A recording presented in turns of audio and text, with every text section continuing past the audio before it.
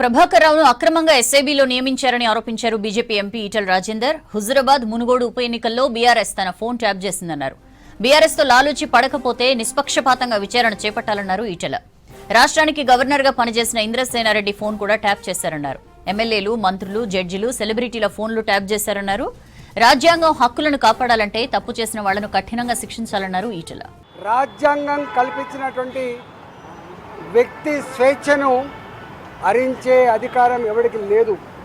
నాయకుల పిఎస్లు, పిఏలు, పిఆర్ఓల మీద, చివరికి నాయకుల గన్మెన్ల మీద కూడా నిఘా పెట్టడమే కాకుండా, ఫోన్ ట్యాపింగ్ చేయడమే కాకుండా, నాలాంటి వాడు ఏ క్షణంలో ఎక్కడ ఉన్నాడు, ఎవరితో మాట్లాడుతున్నాడు, ఏం చేస్తున్నాడు, ఇట్లాంటి నిఘా ఇవాళ కొత్తగా పెట్టలే. 2018లో నేను హుజురాబాద్లో పోటీ చేసినాడు నన్ను ఓడగొట్టాలని చెప్పి మొట్టమొదటి ప్రయత్నం జరిగింది. దమ్ము లేనివాడు, ధైర్యం లేనివాడు, డైరెక్ట్గా యుద్ధం చేసేటువంటి సత్తా లేనివాడు ఇట్లాంటి దుర్మార్గాలు కొనికడతాడు. ప్రభాకర్ రావు గారు డైరెక్ట్గా ఐపీఎస్ ఆఫీసర్ కాదు.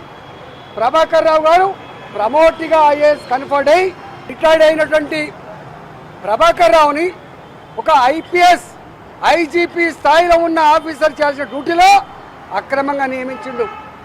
ఆ ఇంటెలిజెన్స్ కూడా ప్రభాకర్ రావు గారినే ఇల్లీగల్గా, ఆయనకు ఎలిజిబిలిటీ లేకున్నా కూడా అంత కీలకమైన బాధ్యతలో 9 నెలల పాటు ఇంటెలిజెన్స్కి, ఎస్ఐబికి వారు నియామకం కాబట్టి పైన ఉన్న మా అధికారుల యొక్క ఆదేశాల మేరకే ఇవన్నీ కూడా చేసినామని చెప్తా ఉన్నారు.